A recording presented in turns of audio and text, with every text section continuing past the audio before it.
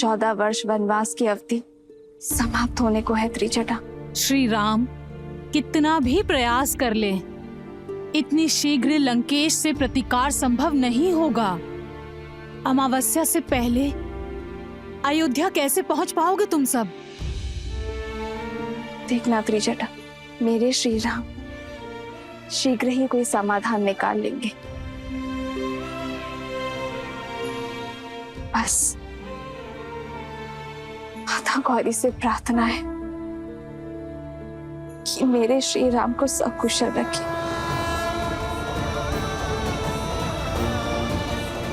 तन से भी और मन से भी। मेरे श्री राम के हृदय को कितनी पीड़ा हो रही होगी, इतने निकट आकर भी मर्यादा की सीमा से रुके हुए।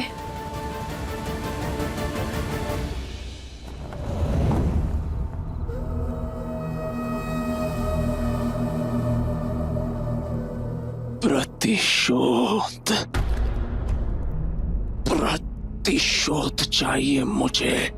उन दोनों वनवासियों का वध करना है।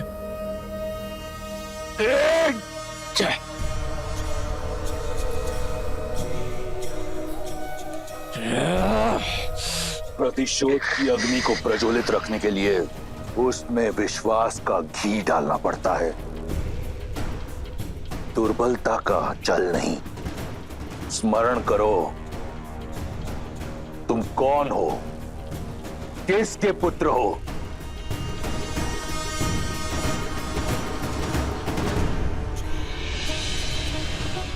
तुमने मुझे वचन दिया था कि तुम उन दोनों वनवासियों का संहार करोगे। अब उठो और पूर्ण करो अपना वचन, एक वीर की भांति। लंकेश, मेरा पुत्र घायल है। लंकेश, युद्ध भूमि में लगे घाव वीर का श्रृंगार होते हैं, उसके पांव की बेड़ी नहीं। युद्ध का आरंभ उन वनवासियों ने किया था, परंतु उसका अंत हम करेंगे। उठो मेघनाद, अपना वचन पूर्ण करो और अपने शत्रु पर मृत्यु का मेघ बनकर गरजो, बरसो। क्या एक पराई स्त्री की चाह अपने पुत्र के रक्त से बड़ी है आपके लिए लंकेश? सुध में मेघनाद को नहीं, आपको आने की आवश्यकता है। प्रतिशोध के मद में परिस्थिति को नकार कर मृत्यु से निकले मेरे पुत्र को पुनः मृत्यु की ओर धकेल रहे हैं आप। पिता हैं आप उसके, कुछ तो दया दिखाइए लंकेश। मौन, मौन। एक वीर को दया की नहीं, दिशा की आवश्यकता होती है। ये जो यहां मूर्छित पड़ा है, ये कोई साधारण राक्षस नहीं, मेरा पुत्र इंद्रजीत है। घोर तप से अर्जित मेरा वरदान है। इतनी जल्दी इसका शौर्य क्षीण नहीं हो सकता। लंका का युवराज है ये, इसे अपना कर्तव्य पूरा करने दो। लंका के शत्रु वहां हमारी प्रतीक्षा कर रहे हैं, उन्हें उत्तर देगा मेरा मेघनाद। उठो मेघनाद, बहुत हुआ विश्राम, अब करो संग्राम, करो संघार, प्रयास से, प्राण से। वयम रक्षामा, वयम रक्षामा। यदि ऐसा ही है तो मेरे पुत्र तक पहुंचने के लिए अपने संग्राम की पहली भेंट मुझे चढ़ाइए आप लंकेश, क्योंकि ये मां ना आपकी हट पूरी होने देगी और ना ही अपने पुत्र को कहीं जाने देगी। क्योंकि जो मेरे सामने है वो लंका का युवराज नहीं, मेरा पुत्र है, जिसे मैंने अपनी कोख में पाला है, अपने रक्त से पाला है लंकेश। और इस रक्त को अब मैं बहने नहीं दूंगी। इसे जीवन दिया है मैंने और मेरे होते हुए इसका जीवन जाने नहीं दूंगी मैं। यदि अब युद्ध में मेघनाद गया तो मेरे शव से होकर जाएगा।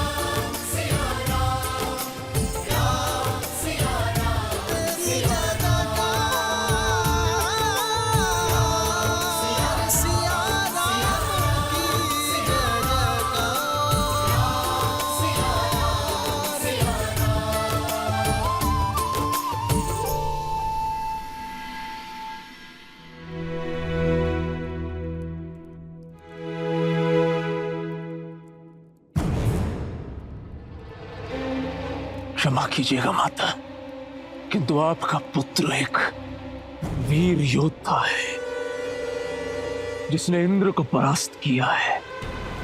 मैं तुच्छ वनवासी से पराजय स्वीकार नहीं कर सकता। वो वनवासी नहीं नारायण है मेघनाद। मेरे नारायण केवल मेरे पिता है और मेरा लक्ष्य उनके सम्मान की रक्षा करना। मेघनाद, तुम घायल हो पुत्र। और मेरे गांवों की औषधि उस वनवासी का रक्त है। मेघनाद, मैं उसी से ठीक होऊंगा। वाह, वो वनवासी बिना किसी वैद, बिना किसी औषधि के रण में खड़ा है। यही आशा थी मुझे तुमसे कि तुम ये साहस दिखाओगे। अब समय आ गया है पिताश्री कि मैं आपकी वो आशा पूर्ण करूं। इस युद्ध पे सदा सदा के लिए विराम लगा दूं। आप केवल आज्ञा दीजिए। आज्ञा है मेघनाद, परंतु पहले ब्रह्मदेव के वरदान अनुसार वट वृक्ष की पूजा करो। उसके उपरांत माता निकुंबला देवी की गुफा में जाओ और अनुष्ठान करो। वो रथ पुनः पाओ जिसमें बैठकर तुम अजयी हो, अमर हो। और फिर जाओ उस वनवासी और उन मरकटों को उनकी उद्दंडता का दंड दो। स्मरण रहे पुत्र, हम राक्षस हैं। हमें हर वरदान घोर तप के पश्चात मिलता है। वहीं रुक जाओ मंदोदरी। ये बात एक पिता और पुत्र, एक राजा और युवराज के समक्ष है। इसमें हस्तक्षेप मत करो। आवश्यकता है तो केवल अपने सामर्थ्य को समझने की। अपनी संपूर्ण शक्ति का प्रयोग कर अपने लक्ष्य को पाने की। आज मेरी ये वानर सेना एक दूसरे का हाथ थाम ऐसा प्रहार करेगी कि इनकी थाप से लंका की धरा कांप उठेगी, क्योंकि वार लंका की महल के दीवार के उस पार होगा।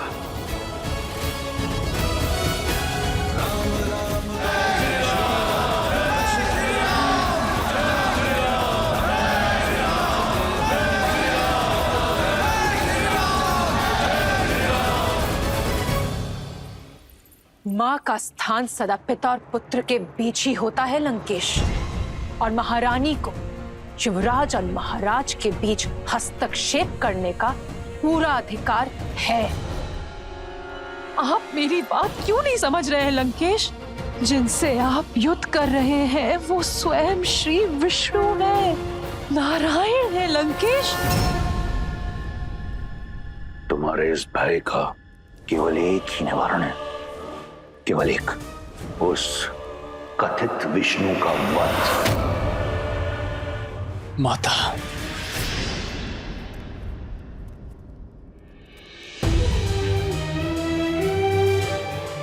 मैं आपके पुत्र प्रेम का बहुत सम्मान करता हूं। आपका ये भय, ये चिंता आपके पति और पुत्र को दुर्बल बना रही है माता। इसलिए आप कृपा करके इसके बीच बाधा मत बनिए। मैं अभी इसी क्षण निकुंतला गुफा जाकर अपनी पूजा संपन्न करूंगा, और उसके पश्चात क्या पुत्र? है कोई ऐसी युक्ति, ऐसी पूजा जो नारायण को पराजित कर दे? मेघनाथ, अपने नेत्रों से अपने पिता प्रेम का आवरण हटाओ और सत्य से मुख मत मोड़ो। सत्य से मुख तो आप मोड़ रही है माता। बस मैंने अपने पहले प्रहार में ही राम और लक्ष्मण दोनों का अंत कर दिया था। जिस राम को आप नारायण कह रही हैं, वो मेरे नागपाश के प्रहार से भूमि पर पड़ा अपने अंतिम श्वास गिन रहा था। वो कोई नारायण नहीं है माता, केवल एक तुच्छ नर है। पिछली बार तो वो बच गया, किंतु इस बार मैं अपनी पूजा संपन्न करके उन पर ऐसा प्रहार करूंगा कि नर के साथ साथ उनके तथाकथित नारायण का भी अंत हो जाएगा। मेघनाथ, तुम कहीं नहीं जाओगे मेघनाथ। माता, आप समझ क्यों नहीं रही हैं? लंका का युवराज होने के नाते मेरा कर्तव्य है लंका का संरक्षण। अपनी दृढ़ता से मुझे बल दीजिए माता, अपनी ममता से मुझे दुर्बल मत कीजिए। मुझे मेरा कर्तव्य निभाने दीजिए।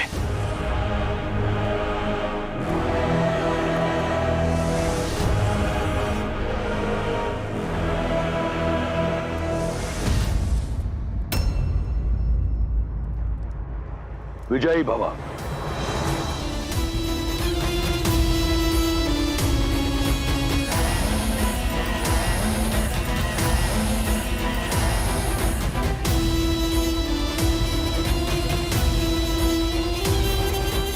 मेघनाथ,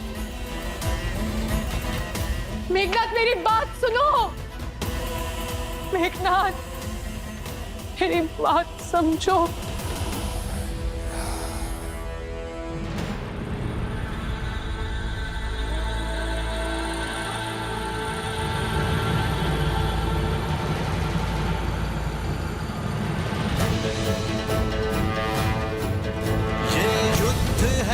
महायुद्ध है, राम शांत रावण क्रोध है, ये युद्ध है, महायुद्ध है, राम शांत रावण क्रोध है, क्रोध है, क्रोध है।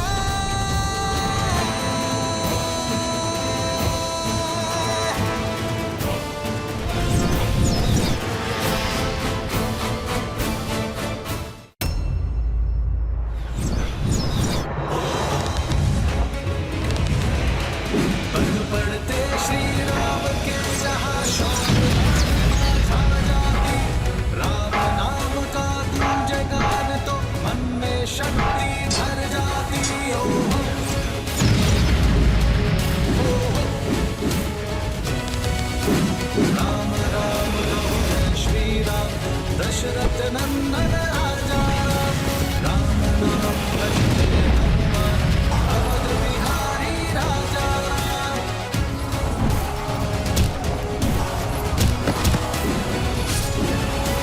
सर्वे हो रघुवर का हाथ दो हर दुविधा सांगोगी।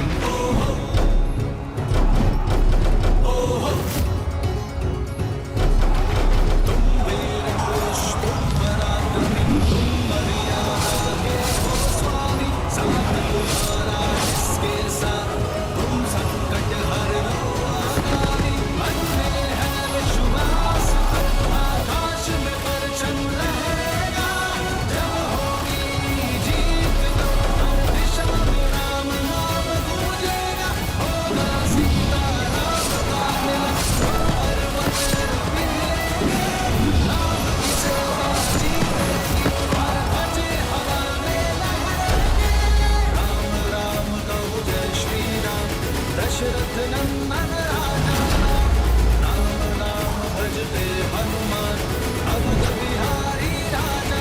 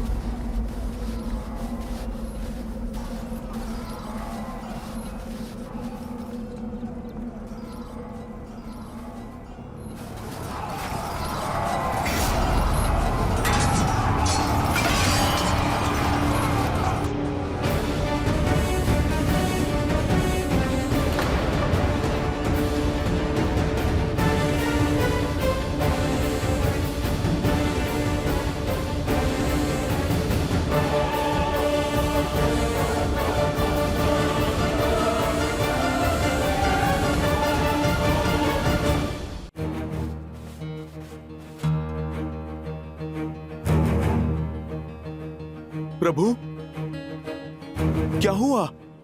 आप आकस्मिक क्यों रुक गए?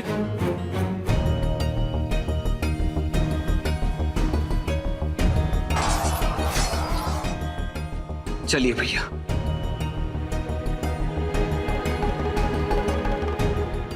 मैं लंका के भीतर पग नहीं रख सकता हनुमान।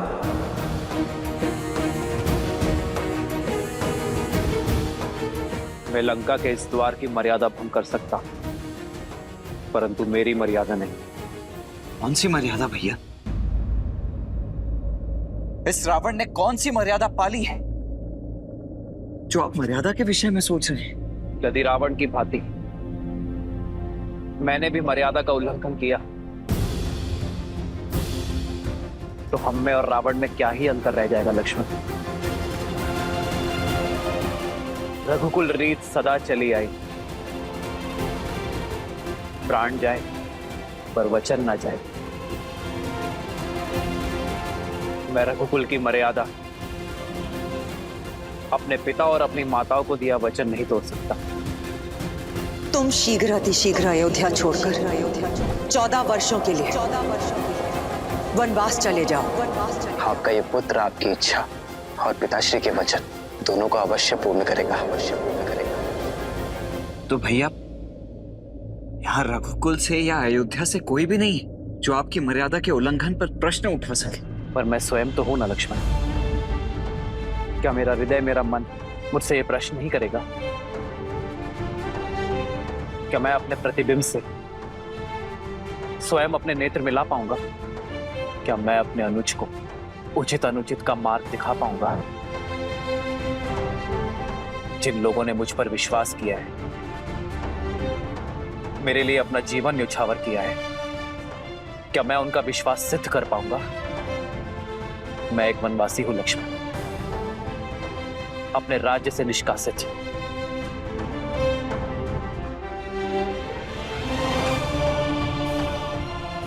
और एक वनवासी किसी का घर, किसी के नगर में प्रवेश नहीं कर सकता। यह युद्ध मर्यादा से लड़ा जा रहा है लक्ष्मण, मर्यादा के लिए लड़ा जा रहा है। फिर उसमें मैं अपने दिए हुए वचन की मर्यादा का उल्लंघन कैसे कर सकता?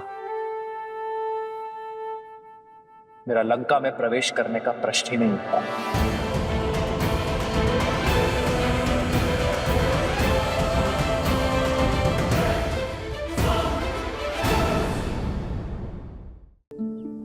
मैं एक वनवासी हूं लक्ष्मण, अपने राज्य से निष्कासित, और एक वनवासी किसी के घर, किसी के नगर में प्रवेश नहीं कर सकता। मेरा लंका में प्रवेश करने का प्रश्न ही नहीं उठता। किंतु लंका के भीतर भाभी माँ जो दिन रात्रि बैठकर आपकी राह देख रही, उनका क्या भैया? न्याय और नीति भी यही कहते हैं कि परिस्थिति असामान्य होने पर नियमों में बदलाव किए जा सकते हैं, और यहाँ तो ना ये युद्ध साधारण और ना ही ये परिस्थिति सामान्य। अंततः हमें लंका के भीतर तो जाना ही होगा ना भैया।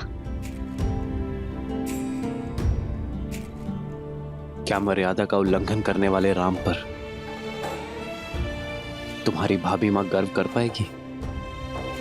वचन के लिए केवल एक ही परिस्थिति है लक्ष्मण, और वो है उनका पालन करना। और रही बात देखने की, तो परिस्थिति के साथ अपने शब्दों को बदलना, प्रण को भंग करना, वचन का अपमान करना होता है लक्ष्मण।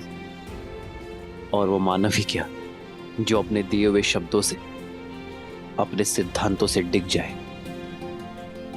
इस वचन के साथ केवल मेरा ही नहीं, माता कैकेयी का भी मान जुड़ा हुआ है लक्ष्मण, और मैं किसी भी परिस्थिति में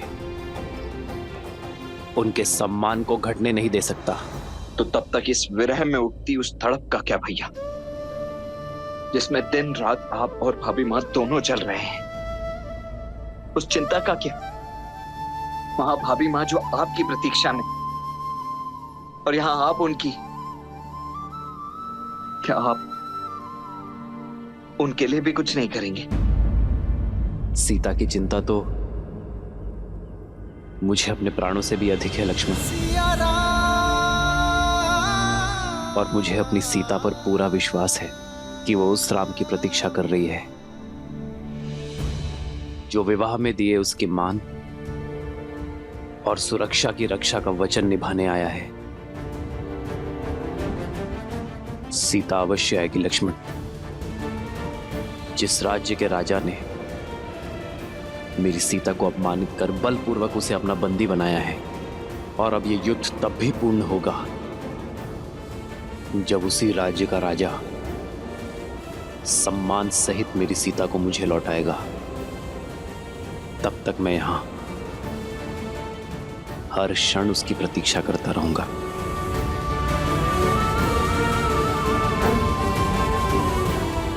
सीता लंका में बंदी बनकर आई थी, किंतु बाहर एक रानी बनकर आएगी।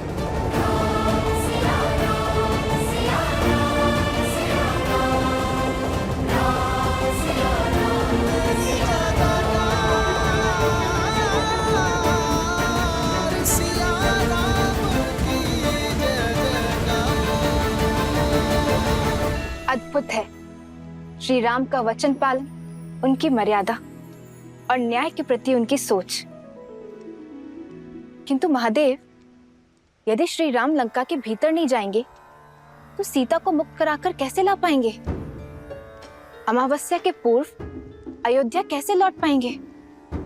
और भरत के प्राण कैसे बचा पाएंगे? इतने कठिन समय पर भी वो अपने वचन पर अडिग क्यों हैं? मर्यादा का आंचल थामे क्यों खड़े हैं श्री राम? जो स्वयं ही मर्यादा भंग करे वो भला कैसा मर्यादा पुरुषोत्तम देवी?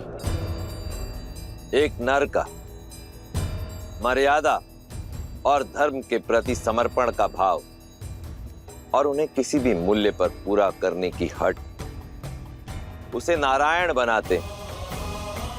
और श्री राम का यह समर्पण भाव और हट ही है जो उन्हें मर्यादा पुरुषोत्तम श्री राम बनाती।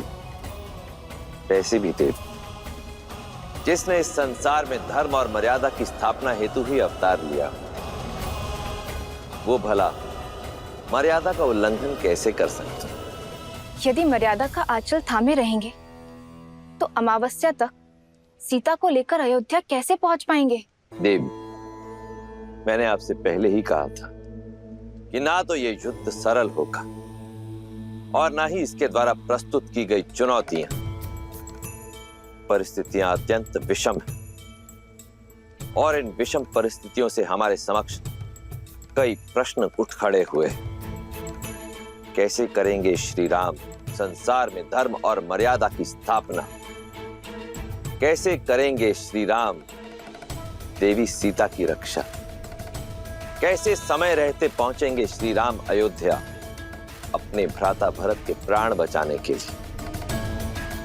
परंतु इन सभी प्रश्नों के उत्तर मैं नहीं दूंगा। इन सभी प्रश्नों के उत्तर देंगे श्री हरि विष्णु के मनुष्य अवतार मर्यादा पुरुषोत्तम श्री राम।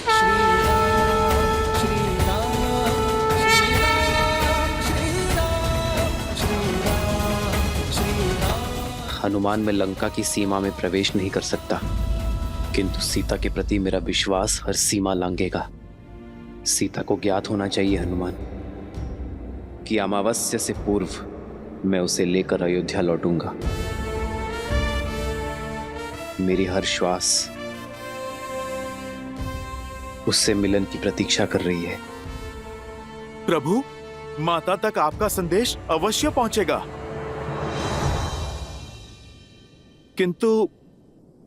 किंतु कैसे प्रभु? एक बार लंका को स्वाहा कर चुके हनुमान को कौन रोक रहा है? जाओ हनुमान और भस्म कर दो अन्याय और पाप की सत्ता को और प्रज्वलित करो न्याय और भक्ति की अग्नि को।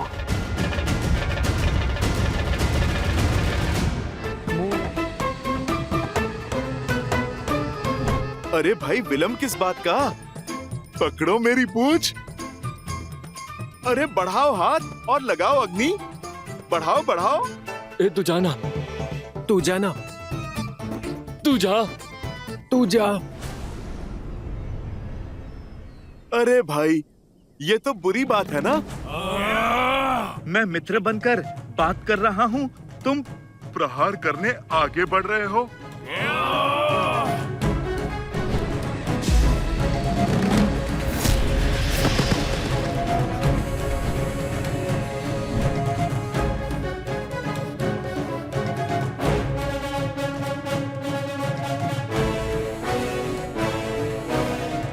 आ गए मेरे शिष्यों? जी हनुमान काका।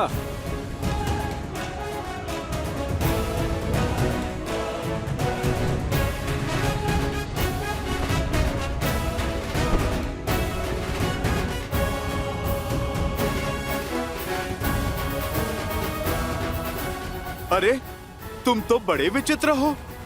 पिछली बार अग्नि लगा रहे थे, अब अग्नि को ही मुझसे बचा रहे हो। भागो, भागो, भागो।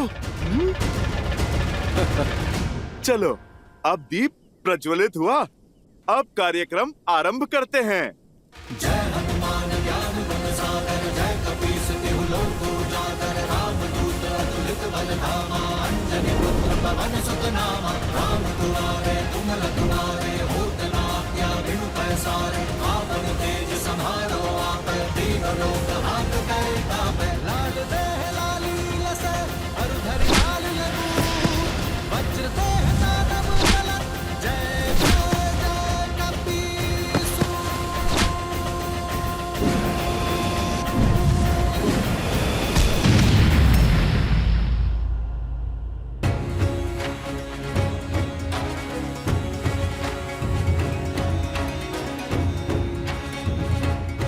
मैं लंका में प्रवेश नहीं कर सकता,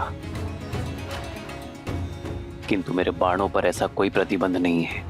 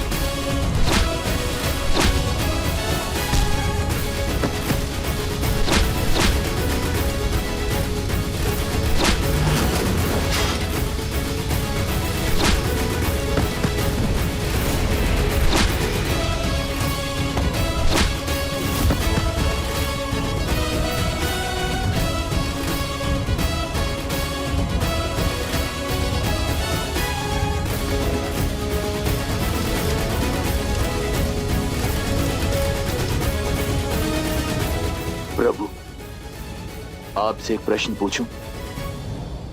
मुझे आप पर पूर्ण विश्वास है, किंतु एक बार लंका जल चुकी है, पुनः जलाने से क्या लाभ होगा?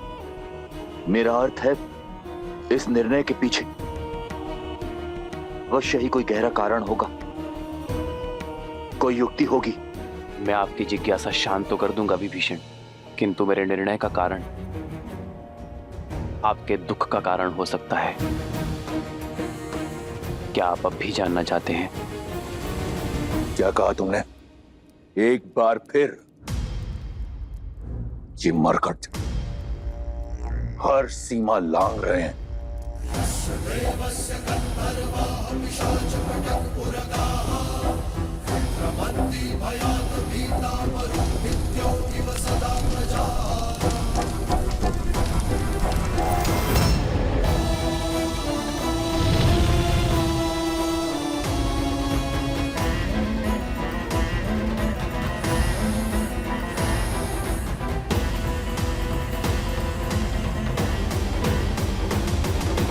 ये अग्नि लंका दहन के लिए नहीं है, रावण के मन में और अधीरता भड़काने के लिए है।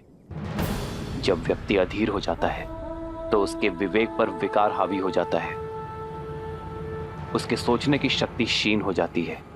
और मैं चाहता हूं रावण इस युद्ध की सबसे बड़ी भूल करे, शीघ्र अतिशीघ्र करे।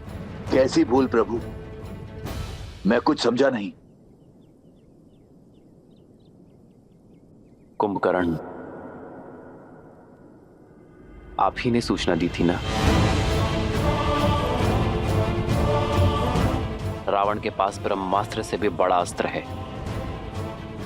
कुंभकर्ण जो अभी निद्रा में है, यदि वो 2 दिन तक और सोता रहा, अपनी निद्रा पूर्ण कर ली,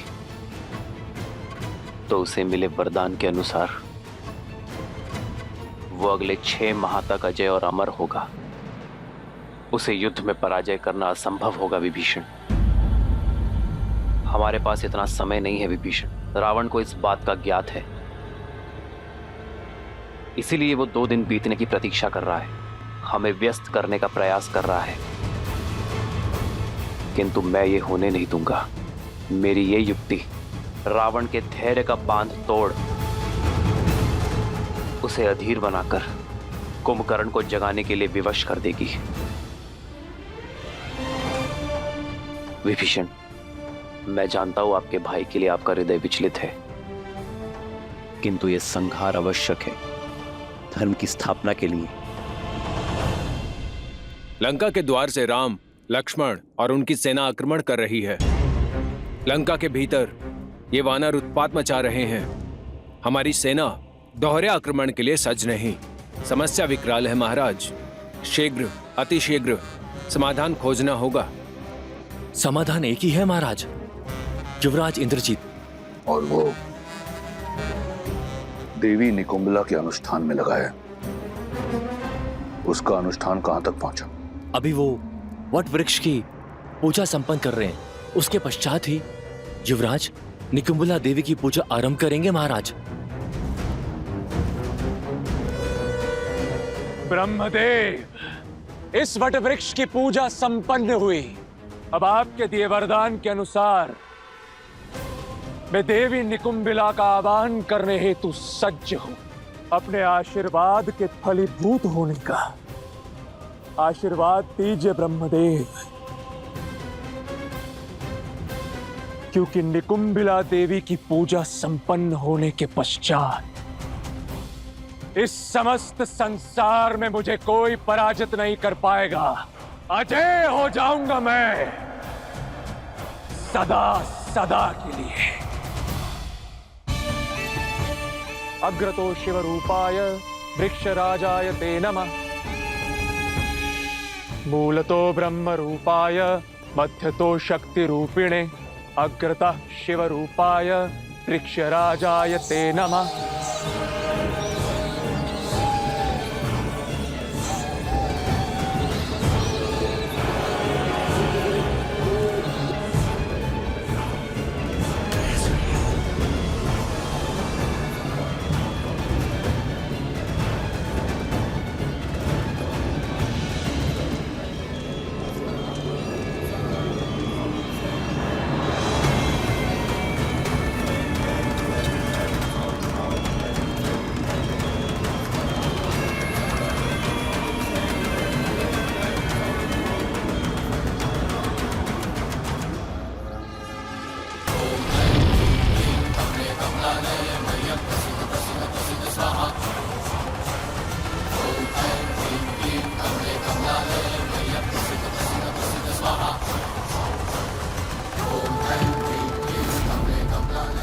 हे देवी निकुंबिला,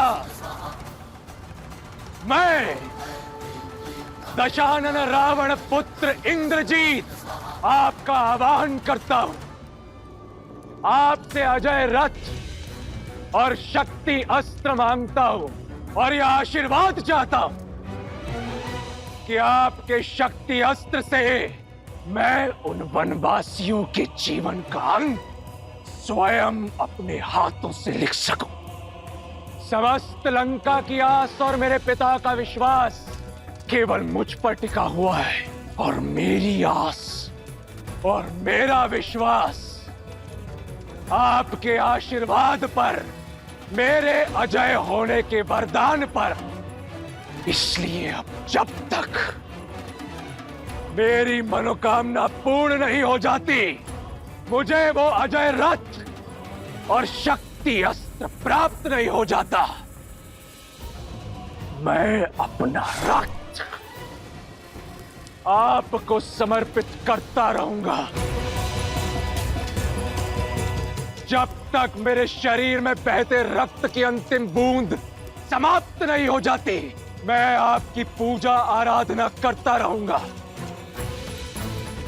ओम निकुंभलाय नमः, ओम निकुंभलाय नमः, ओम ह्रीं जूं सा, ओम भूर्भुवः स्वाहा। लंका के पास समय नहीं है महाराज। वानरों का तांडव आपने देखा है। शीघ्र ही कुछ नहीं किया तो हम सब कुछ हार जाएंगे महाराज। रावण के रहते ऐसा नहीं होगा। इन उद्दंडियों को दंड अब मैं स्वयं दूंगा। नहीं महाराज, पिताश्री कुंभकर्ण, युवराज इंद्रजीत और मेरे होते हुए आपको रणभूमि में जाने की कोई आवश्यकता नहीं। तुम्हारे पिता की निद्रा टूटने में कितना समय शेष है? 2 दिन महाराज। यदि कुंभकर्ण को समय से पहले उठाया, ना तो वो अजय रहेंगे और ना ही अमर। युवराज को बुलाने के अतिरिक्त और कोई विकल्प नहीं महाराज। हाँ महाराज, हमें युवराज इंद्रजीत को वापस बुला लेना चाहिए। अब वो ही हैं जो इन नर और वानरों की सेना से इस लंका को बचा सकते हैं।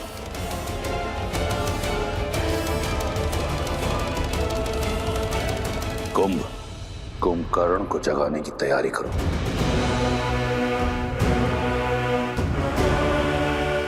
एक बार सोच लीजिए महाराज, यदि पिताश्री को अभी उठाया तो अगले 6 माह तक अपना अमृतत्व खो देंगे। तुम्हें क्या लगता है इस बात का मुझे ज्ञान नहीं? रावण से अधिक कुंभकर्ण की शक्तियों के बारे में कोई नहीं जानता। चाहे उसकी निद्रा पूर्ण हो या ना हो, मेरे कुंभकर्ण में इतना बल है कि वो उन मरकटों पर काल बनकर बरसेगा। तुम लंकेश के आदेश का पालन करो और उठाओ मेरे कुंभकर्ण को। मैं राम और इस युद्ध का अंत देखना चाहता हूं, शीघ्र अतिशीघ्र।